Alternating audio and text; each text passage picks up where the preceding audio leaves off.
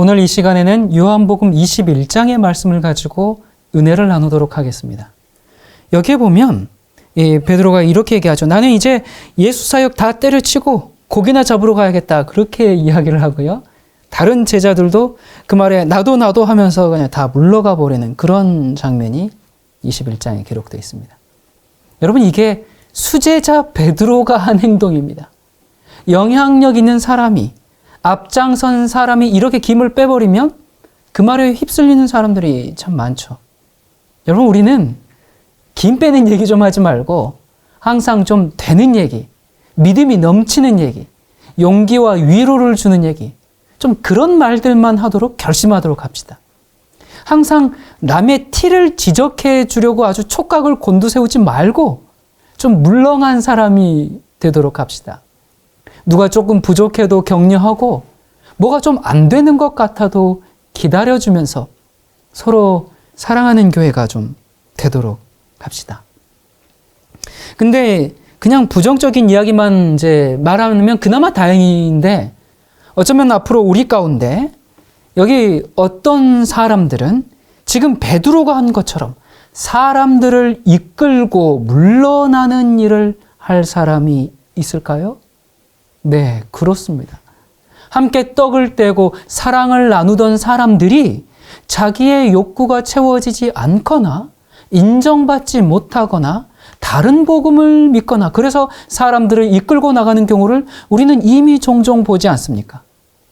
평탄한 지금도 그러는데 무서운 시련이 우리에게 몰려올 때 우리 가운데는 아주 확연하게 두 무리의 구분이 생길 겁니다. 지금 겉으로 보기에는 마지막 환난과 위기를 위해서 만반의 준비를 다 한 것처럼 보이는 그런 사람이 실제로 위기가 닥쳐왔을 때에는 바람에 날려가 버릴 겁니다. 왜 그럴까요? 견고한 말씀의 반석 위에 세움바 되지 않았기 때문이죠. 자, 그러면 말씀의 반석 위에 세워졌다는 게 뭘까? 그게 뭘까요? 저는 그 말씀을 이렇게 생각합니다. 말씀이 이론이 아니라, 성경이 지식이 아니라 그 말씀 앞에, 그 주님 앞에 굴복하고 순종함으로 참된 변화가 이르러 온 경험이 말씀의 반석 위에 선 그런 경험이 아닐까요? 성경 통독을 많이 하고 성경을 달달 외운다고 그게 말씀의 반석에 선 것이 아닙니다. 오늘 주님의 분명한 요구에 굴복하는 생애를 살지 않고 자신의 자존심을 사랑하면서 사는 사람들, 주님께 굴복하지 않은 그들은 주님께 굴복하지 않으면 시험에 굴복하게 될 겁니다. 여기저기서 많은 사람들이 진리를 떠나서 다른 데로 갈 것입니다. 오늘날 말 잘하고 진리를 잘 전한다고 해서 그때에 잘 견딘다는 보장은 없는 것입니다. 말씀이 나를 찔러 쪼개고 새롭게 재창조하는 그 역사가 삶 속에서 역동해야 합니다. 그런 사람만이 마지막 날에 승리할 수가 있습니다. 여기 요한복음 21장에 여러분이 잘 아시는 대로 예수님이 이제 돌아가신 후에 다 낙심한 제자들이 이제 고기를 잡으러, 베드로가 난 고기 잡으러 갈 거야. 그래서 다 그냥 데리고 이제 파도로 가버립니다. 자, 그들의 안목으로 볼 때는 이제 다 포기한 거죠. 자기들의 장래가 분명하지 않았죠. 그들은 가난한 사람들이었고 그들이 할 수 있는 일이라고는 뭐밖에 없어요? 고기 잡는 것밖에는 할 수가 없습니다. 그렇게 이제 바닷가로 갔는데 밤이 새도록 노력을 했는데 단 한 마리의 고기도 잡을 수가 없었습니다. 계속 이제 빈 그물을 올리고 또 던졌다가 올리고 하면서 아마 그들은 내가 이 3년 반 동안 예수 따라다니다가 이거 고기 잡는 법을 다 잊어버렸나? 아마 그렇게 했을지도 모르겠어요. 정말 억세게 재수 없는 날이라고 그렇게 생각했을지도 모르지만 이 모든 일들이 하나님의 섭리에 의한 것이었죠. 자, 이제 그들이 밤새도록 고기를 잡다가 날이 밝아버렸네요. 그래서 이제 지치고 또 낙심한 마음으로 돌아가려고 하는 그런 참인데 저 멀리 해변가에서 어떤 사람이 이제 외칩니다. 여보시오, 거기 고기 좀 잡았습니까? 없습니다. 지난밤에 아무것도 잡지 못했습니다. 저쪽 해변에서 그물을 오른쪽으로 한번 던져보시오. 그러면 잡을 겁니다. 그 말을 듣고 그물을 바다에 던졌더니 어떤 일이 벌어졌어요? 고기가 너무 많아서 끌어당길 수가 없게 됐습니다. 3년 전에 비슷한 일이 있었죠? 자, 이때 요한이 그 사람을 알아보고 주님이시다! 그렇게 외치자 베드로가 그 말 듣자마자 바닷속으로 뛰어들어가서 헤엄쳐서 이제 건너갔습니다. 이제 제자들이 고기를 다 싣고 해변가에 도착해 와보니까 해변가에 이 예수님께서 숯불을 입히워서 물고기와 빵으로 아침 식사를 준비해 두셨습니다. 저는 예수님께서 우리 개개인들을 위해서 얼마나 잘 돌봐주시는지에 대해서 한번 생각해 봤습니다. 가난하고 희망도 없이 이 기진맥진한 어부들을 위해서 손수 아침 밥상을 차려놓고 준비해놓고 기다리시는 그 예수님의 사랑에 대해서 한번 생각해 봤습니다. 영광의 주님께서 말입니다. 여러분, 우리가 기억해야 할 것은 예수님께서 그들에게 하신 것처럼 여러분과 저 자신에게도 그런 사랑과 관심을 가지고 돌보시고 계신다는 것을 우리 기억하도록 하십시다. 그렇습니다, 여러분. 주님께서는 무엇이든지 우리를 위해서 하시기를 참 좋아하십니다. 제자들을 위해서 그렇게 해주신 그 예수님께서 우리를 위해서도 그렇게 해주실 것을 믿도록 하십시다. 지극한 사랑과 관심을 가지고 오늘 우리를 돌보신다는 것을 여러분 믿으시겠습니까? 우리 주님은 정말 그런 분이십니다. 자, 여기 보니까 예수님이 준비한 그 아침을 이제 함께 먹었습니다. 그리고 15절부터 예수님께서 베드로에게 하신 말씀이 기록되어 있죠. 저희가 조반 먹은 후에 예수께서 시몬 베드로에게 이르시되 요한의 아들 시몬아 내가 이 사람들보다 나를 더 사랑하느냐 하시니 가로되 주여 그러하외다. 내가 주를 사랑하는 줄 주께서 아시나이다. 가라사대 내 어린 양을 먹이라 하시고 또 두 번째 가라사대 요한의 아들 시몬아 내가 나를 사랑하느냐 하시니 가로되 주여 그러하외다. 내가 주를 사랑하는 줄 주께서 아시나이다. 가라사대 내 양을 치라 하시고 세 번째 가라사대 요한의 아들 시몬아 내가 나를 사랑하느냐 하시니 주께서 세 번째 내가 나를 사랑하느냐 하심으로 베드로가 근심하여 가로되 주여 모든 것을 아시오매 내가 주를 사랑하는 줄을 주께서 아시나이다. 예수께서 가라사대 내 양을 먹이라. 예수님께서 두 번째로 내가 진정으로 나를 사랑하느냐 그렇게 물었을 때 아마 베드로는 이제 고개를 땅에 숙이고 얼굴을 붉히면서 그렇게 대답을 했을 겁니다. 그런데 17절에 세 번째 내가 나를 사랑하느냐 질문하시는 겁니다. 그러자 베드로가 어떻게 했어요? 근심하여 대답했습니다. 세 번 예수님께서 베드로에게 내가 나를 사랑하느냐 그렇게 물어보셨는데 여러분 베드로가 예수님을 몇 번 부인했어요? 3번 부인했죠. 예수님께서 3번 부인한 사실을 상기시키면서 그의 믿음과 충성을 지금 다시 더욱 확고히 하고 계신 겁니다. 여러분 참 한 가지 감사한 사실은 3번이나 예수님을 부인한 그런 베드로를 다시 받으셔서 제자로 삼았다고 하는 것입니다. 그런 베드로를 다시 받으셔서 이런 귀한 명령과 약속을 주셨습니다. 여러분, 이 베드로는 위기가 왔을 때 바람과 같이 사라져버린 그런 베드로였습니다. 예수님께서 이렇게 3번씩이나 물으실 때 그는 주님을 부인했던 장면들이 연상되었을 겁니다. 베드로에게 수치였고 너무나 부끄러운 일이지만 그러나 그것을 확인하는 일은 베드로에게 필요한 일이었습니다. 왜 그런가? 여러분 신임을 잃는다 그런 말이 있죠. 베드로가 이 수제자로서 자기에 대한 신임을 잃어버렸습니까? 예, 그렇습니다. 사실 뭐 그것이 그리 위대한 것은 아닙니다. 때때로 우리의 자존심을 깎아내리는 일이 필요하죠. 만약에 하나님이 우리를 주님의 사역에 사용하실 것 같으면 말입니다. 그것이 어떤 것이든지 평판이든지 상관없이 주의 복음을 위해서 양보하고 잃어버려야 한다면 잃어버려야 하는 것입니다. 그런 것을 잃는 일에 대해서 염려하지 마시기 바랍니다. 우리가 겸손하게 예수님의 발 앞에 엎드린다고 하면 그 다음 주님께서 우리를 위해 하실 일이 있을 것입니다. 예수님께서 자기를 모른다고 3번이나 부인하고 맹세한 그 제자, 그 실패한 제자에게 회개하라고 말씀하시면서 이제 너에게 해야 할 일이 있다라고 하셨습니다. 무슨 일요? 지금부터 내 양을 먹이라. 내 양을 치라. 내 양을 잘 보살펴 주기를 바란다고 부탁하셨습니다. 예수님께서 그에게 3번이나 치욕스러운 질문을 하시긴 했지만 그에게 다시 양을 먹이라는 위대한 사명을 주셨습니다. 비록 그 질문들이 마음을 아프게 하고 상처를 더 깊게는 했지만 다시 시작하는 베드로에게 꼭 필요한 일이었어요.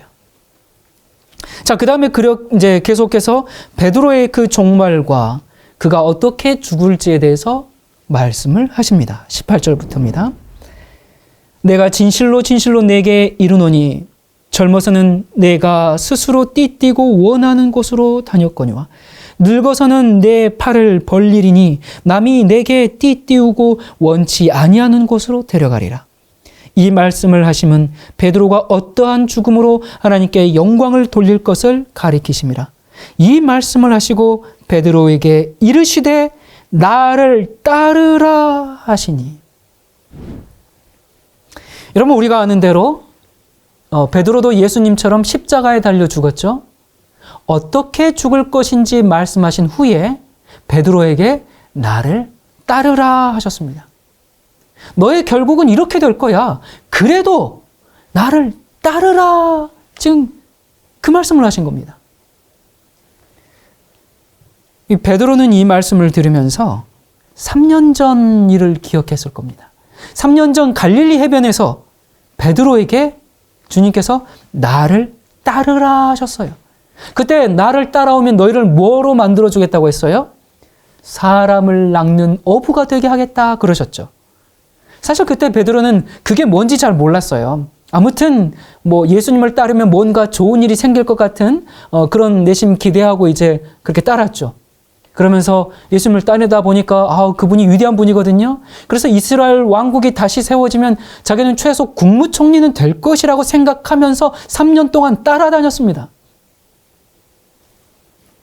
그런데 지금 예수님께서 다시 한번 나를 따르라 라고 말씀하십니다.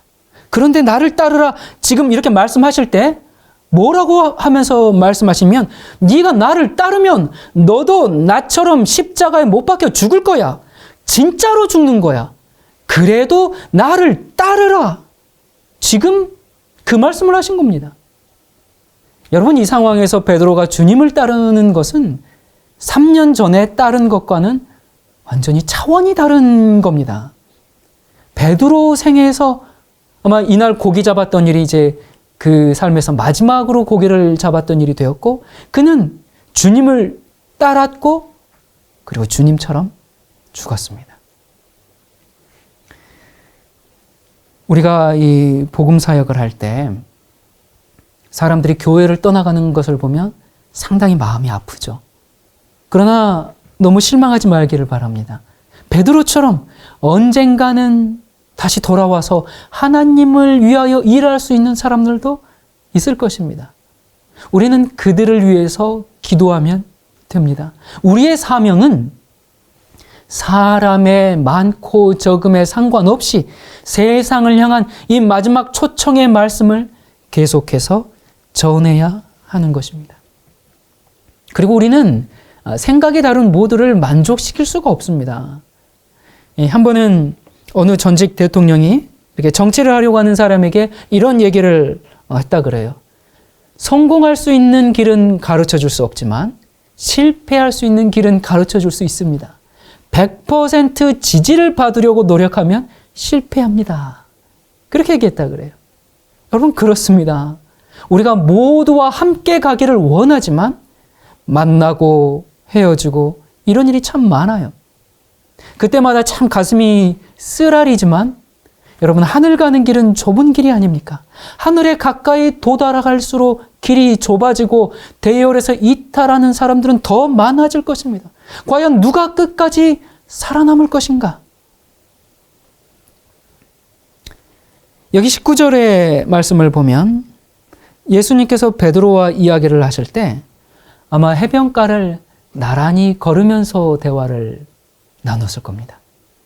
여러분, 우주의 주인이신 예수님께서 베드로와 나란히 지금 어깨를 맞대고 해변을 거닐고 있는 것입니다.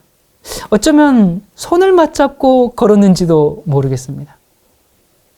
이렇게 실패한 제자를 따뜻하게 다시 맞아주심으로 베드로는 죽기까지 따를 수 있었습니다. 이때 베드로가 한 가지 질문을 하죠. 21절에 이에 베드로가 그를 보고 뒤에 이제 그를 보았습니다. 예수께 여짜오되 주여 이 사람은 어떻게 되겠사옵나이까? 두 사람 뒤에 지금 누가 따라오고 있었어요? 요한이 지금 그 뒤를 따라오고 있었습니다. 주님께서 저의 미래에 대해서 말씀해 주셨는데 저 뒤에 요한의 장래는 어떻게 되겠습니까? 그러자 예수님께서 뭐라고 대답해 주셨어요? 요한은 이렇게 될 거야. 그렇게 말씀하셨습니까? 아니죠. 이렇게 대답하십니다. 예수께서 가라사대 내가 올 때까지 그를 머물게 하고자 할지라도 내게 무슨 상관이냐? 너는 나를 따르라. 여러분, 이 얼마나 놀라운 교훈의 말씀입니까? 예수님은 그의 질문에 답변하지 않았습니다. 베드로야, 네가 앞으로 어떤 일을 해야 하며 마지막에는 어떻게 죽어야 할 일에 대해 내가 말해주지 아니하였느냐? 혹 요한을 내가 올 때까지 머물게 한다고 해도 네게 무슨 상관이냐? 너는 단지 나만을 따르라. 아, 그래도 주님, 제가 좀 알기를 원하는데요? 그래? 하지만 그 일에 대해서 신경을 쓸 필요가 없다. 그저 너는 나만을 따라와라. 여러분, 저는 이 문제에 대해서 여러분과 함께 생각해 보고자 합니다.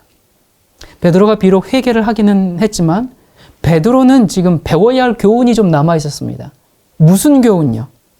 바로 남 상관하지 말고 자기가 맡은 일에만 충실히 하는 것을 배워야 합니다. 왜 그래야 하는가? 중요한 이유가 두 가지가 있습니다. 첫 번째, 우리는 이 다른 사람의 일을 생각하느라 신경을 너무 많이 쓰고 시간을 보내고 있다는 겁니다. 여러분, 그렇게 하는 것은 우리가 해야 할 일과 사용해야 할 시간을 낭비하고 있다는 것을 알아야 됩니다. 아, 지금 저 사람은 왜 저럴까? 아, 저것을 내가 고쳐줘야 되겠다. 그렇게 남 신경 쓰느라 정작 자기 영혼을 갉아먹는 사람이 얼마나 많습니까? 아, 저 사람이 왜 저 일을 저렇게 하나? 또, 아, 저 사람이 일을 어떻게 하는가 한번 보자. 여러분, 원수 마귀는 우리가 사사건건 다른 사람이 하는 일에 참견하도록 유혹합니다. 여러분, 그것은 하나님께서 우리에게 맡겨주신 일이 아닙니다. 사탄은 이렇게 함으로 우리가 가는 길에서 또 하는 일에서 이탈하도록 할 수 있다는 것을 너무나 잘 압니다. 여러분, 우리가 해야 할 일을 정말 하지 못하도록 하기 위해서 다른 사람의 일에 자꾸 참견하도록 그렇게 만듭니다. 우리가 운전할 때 여러분, 우리 눈을 어디에 고정시켜야 돼요? 가려고 하는 방향에, 가고자 하는 길에 거기에 고정해야 사고 없이 목적지까지 갈 수 있는 겁니다. 그런데 하늘을 향해 운전해 가면서 자꾸 남 신경 쓰면서 옆을 쳐다보고 그러면은 정작 자기를 보지 못하기 때문에 옆 쳐다보다가 대형 사고 나는 겁니다. 자, 두 번째, 예수님이 나를 따라오라 하셨기 때문에 우리는 예수님만을 따라가야 할 겁니다. 주님을 따라가기 위해서는 누구를 바라봐야 해요? 주님을 따라가기 위해서는 주님만을 바라봐야 하는 겁니다. 만약에 우리가 다른 사람을 쳐다보기 시작하면 그 사람을 따라가게 될 겁니다. 아무리 훌륭한 목사라도 목사를 보고 교회를 다니면 안 됩니다. 여기엔 당연히 저도 포함되죠. 예수님이 뭐라고 하셨어요? 너희는 베드로를 본받고 따르라 그러셨습니까?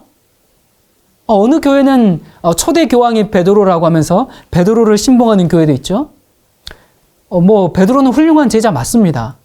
그래서 예수님은 따르기 힘드니까 베드로라도 좀 따르자 해서 예수님을 따르지 못할 망정 베드로라도 올바로 따른다면 괜찮은데 꼭 베드로가 실패한 점만 골라가지고 따르고 있는 것 같아서 참 안타깝습니다. 자, 여러분 예수님이 베드로를 우리가 따라야 할 모본으로 주신 적이 있으십니까? 아니면 베드로 아니면 어떤 다른 인간 요한이든지 우리가 따라야 할 모본으로 주신 적이 있으신가요? 없어요. 오직 우리에게는 단 한 분, 예수님만이 우리의 모본이 되실 수가 있습니다. 운전하면서 목적지를 똑바로 보고 내비게이션에서 흘러나오는 그 예수님의 음성만을 똑바로 듣고 따라가야 합니다. 성경 그 자체가 절대로 실수가 없는 내비게이션입니다. 그런데 사람들이 여기에다가 이제 자꾸 그 자신의 생각과 그 신학을 덧칠하니까 전혀 다른 성경, 전혀 다른 예수님이 되셨는데 그런 거 다 내려놓고 순수한 성경의 음성, 예수님의 음성만을 우리가 따라가야 합니다. 왜 우리가 남 상관하지 말고 내 할 일을 충실히 해야 하는가? 여기 세 번째 이유는 예수님은 우리가 다른 사람들이 무엇을 하든지 상관하기를 원치 않으십니다. 우리가 다른 사람에 대해서 지나친 관심을 가지게 되면 그들을 숭배하거나 아니면 비난하고 비평하는 위험을 초래할 수가 있기 때문에 그렇습니다. 그러니까 이리 가도 위험이고 저리 가도 위험은 있는 거예요. 우리는 좌우로 치우치지 말고 오직 중앙에 서서 예수님만을 쳐다봐야 됩니다. 우리가 주님만을 바라보고 예수님만을 따라갈 때 우리의 길은 안전한 길이고 주님께서 원하시는 길로 따라갈 수가 있는 겁니다. 여러분 정치적인 이 형편을 한번 보세요. 정치권들. 오늘날에 어떤 사람이 정말 혜성처럼 인기가 올라가고 그래가지고 지금 이제 오늘은 그 사람을 정말 높이고 막 하다가 내일은 어떻게 돼요? 사정없이 비난하고 높은 자리에서 끌어내려가지고 내팽개치는 그런 일들이 얼마나 자주 있습니까? 그렇기 때문에 우리 눈을 예수님에게서 떠나가지고 다른 사람을 쳐다본다고 하면 그 사람을 한없이 높이고 숭배하든지 아니면 비난하거나 험담하거나 비평을 하게 될 것입니다. 어제는 그렇게 지지했던 사람을 오늘은 정죄하고 실수를 찾아내기 위해서 색안경을 쓰는 일이 비일비재합니다. 그래서 이 모든 일들의 궁극적인 해결책은 예수님께서 베드로에게 너에게 무슨 상관이냐? 그 교훈을 우리가 깊이 배우는데 달려 있습니다. 남 신경 쓰지 말고 너는 네 할 일을 해라. 그 교훈. 여러분 오늘 배우시겠습니까? 예수님의 그 말씀 오늘 내게 적용하시겠습니까? 여러분 우리는 내가 할 일만 하기에도 바쁩니다. 남들 신경 쓰다가 언제 주님의 일을 하겠어요? 그건 주님께서 우리에게 맡겨주신 일이 아닙니다. 주님께서는 오늘도 여러분과 저에게 말씀하시기를 다른 사람이 너에게 무슨 상관이냐? 너는 나를 따르라. 그렇게 말씀하십니다. 여러분이 이 교훈을 배우게 되면 정말 많은 자유를 누리게 될 것입니다. 사람들이 이걸 못해서 흥분하고 원망합니다. 여러분 멈추세요. 그리고 나는 그저 주님을 따르면 됩니다. 여러분, 제가 전에 검을 사용하지 말 것에 대해서 말씀을 드렸어요. 검을 사용하는 자는 다 검으로 망한다고 했는데, 특히 어떤 검에 대해서 말씀을 드렸어요? 혀라는 검을 사용할 때 아주 매우 조심해야 하는 일에 대해서 말씀을 드렸죠. 예수님께서 그때 베드로에게 말씀하시기를 뭐라고 하셨어요? 검을 도로 집에 꽂으라. 검을 사용하는 자는 다 검으로 망하리라. 그렇게 말씀하셨어요. 그리고 만약에 그 일이 필요하다면 어떻게 하시겠다고요? 하나님이 하나님의 방법대로 처리하시겠다. 그 말씀을 제가 드렸습니다. 또한 그것이 하나님의 뜻에 의한 것이라면 우리는 그것을 막아서려고 하지 말고 그 잔을 마셔야 된다. 그런 이 세 가지 이유를 말씀을 드렸죠. 자, 에스겔서 9장에 보면 교회에서, 예루살렘이니까 교회죠. 교회에서 행해지고 있는 그 배도와 타락에 대해서 울며 탄식하는 자 외에는 하나님의 인을 받지 못한다. 그렇게 말씀했는데, 제가 이 문제에 대해서 질문을 좀 드리겠습니다. 자, 어떤 사람이나 교회에서 행해지고 있는 것을 보면서 울며 탄식하는 사람이 과연 그 일을 비난하고 정죄할 수 있겠느냐 하는 것입니다.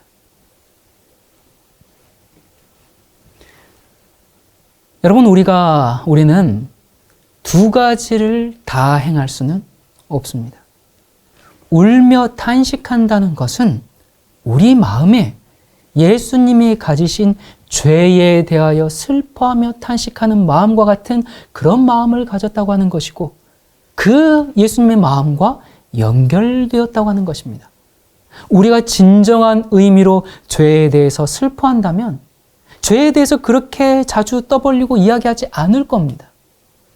혹 어떤 사람이 여러분에게 와서 누구누구가 이런 일 저런 일을 했다고 하는데 아느냐고 그렇게 묻는 말을 들은 적이 있으십니까? 그런 얘기를 들으면 대부분의 사람들이 세상에 어떻게 그럴 수가 있어, 정말 나쁜 사람이네, 그렇게 하면서 그 사람에 대해서 같이 정죄하는 일이 참 많죠. 그러나 성경은 우리에게 정말 말하기를 남을 판단하는 사람이 똑같은 정죄를 받을 것이라고 이야기합니다. 여러분, 하나님께서 각자의 동기를 다 보고 계시죠? 우리는 남의 동기를 알 수가 없기 때문에 능히 심판할 수가 없습니다. 만약에 그 형제가 범한 죄에 대해서 진정으로 슬퍼하고 탄식한다면 우리가 그 일에 대해서 비난하고 정죄하기 전에 뭐 해요? 하나님 앞에 기도할 겁니다. 또한 나타난 죄에 대해서 널리 퍼뜨려서 그 사람을 매장하는 대신에 할 수만 있으면 남에게 알리지 않고 해결을 하려고 할 것입니다.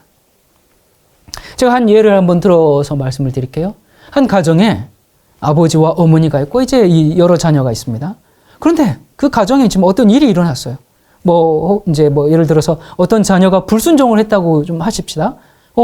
아버지에게 혼이 났어요.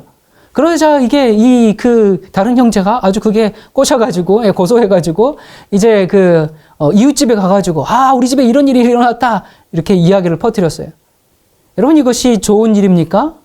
이게 잘한 일일까요? 그리고 그것도 자기 생각에 오해하고 판단해서 동네 사람에게 말할 뿐만 아니라 인터넷에 우리 집에서 벌어진 일 좀 보십시오 하면서 떠든다면 그게 자기 얼굴에 침을 뱉는 것이고 자기 부모에게 욕을 돌리는 것이죠. 베드로전서 4장 8절에는 무엇보다도 열심으로 서로 사랑할지니 사랑은 허다한 죄를 덮느니라 그랬어요. 자, 사랑은 무엇을 어떻게 한다고 했습니까? 허다한 죄를 덮어준다고 했습니다. 많은 사람들이 이렇게 얘기하죠. 나침판에 그 초침이 남북을 가리키듯이 죄는 죄라고 분명히 얘기해야 합니다. 예, 그렇게 얘기를 합니다. 근데 그렇게 이야기하는 거 좋아요. 그런데 그런 것은 그렇게 똑부러지게 잘하는데 사랑을 행사하는 일에는 그냥 이런저런 핑계를 듭니다. 우리가 어떻게 다 사랑을 행사하며 사느냐, 그렇게 이야기를 해요. 여러분, 제가 지금 무조건 죄를 덮어주고 좋은 게 좋지 않느냐, 그렇게 지내야 된다, 서로 사랑하면서 살아야 된다, 그 얘기를 하는 게 아닙니다. 죄를 책망할 때 그 사람의 죄에 대해서 진정으로 울며 탄식하며 기도한 적이 있느냐 말입니다. 그렇게 하지 않고 형제의 잘못에 대해서 사람들 앞에서 비난할 것 같으면 그렇게 하면 울며 탄식하며 기도할 필요가 없게 되는 거예요.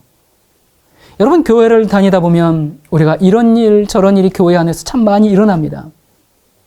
어떤 일이 일어났을 때 사람들이 뭐라고 이렇게 비난합니까?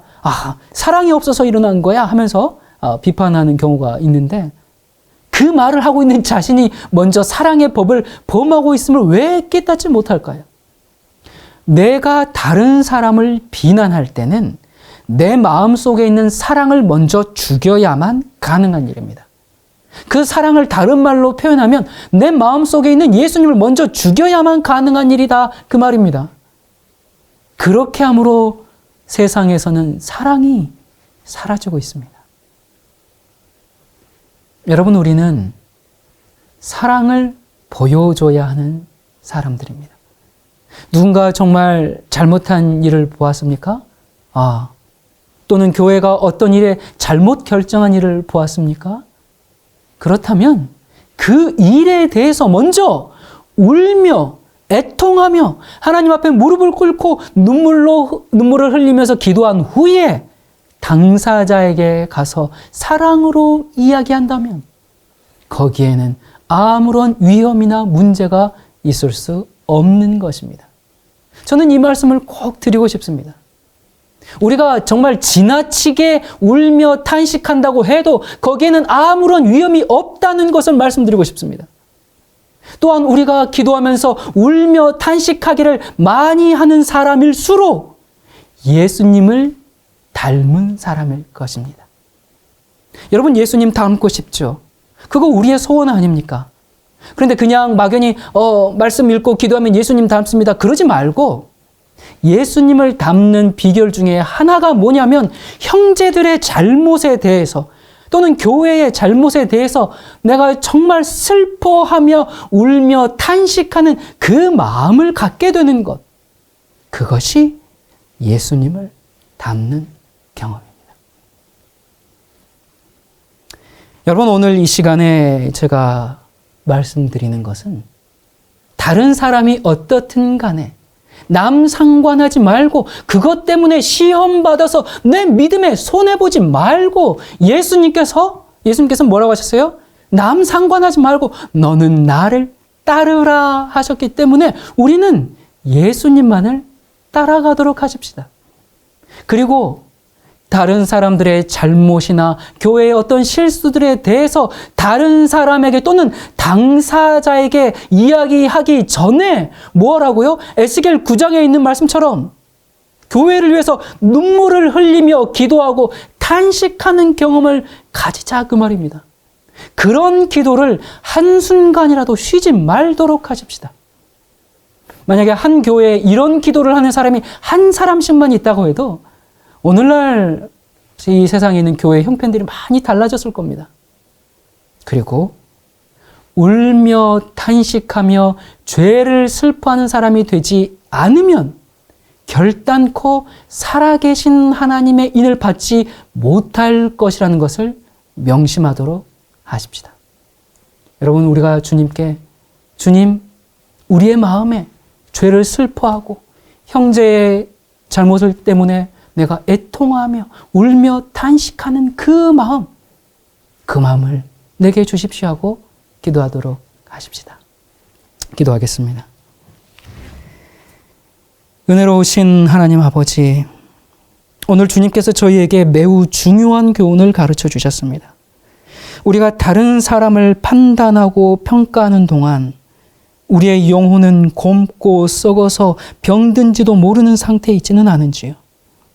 주님께서 어찌하여 내게 있는 들보는 보지 못하면서 남의 티를 빼라고 하느냐는 주님의 답답한 외침을 들었습니다.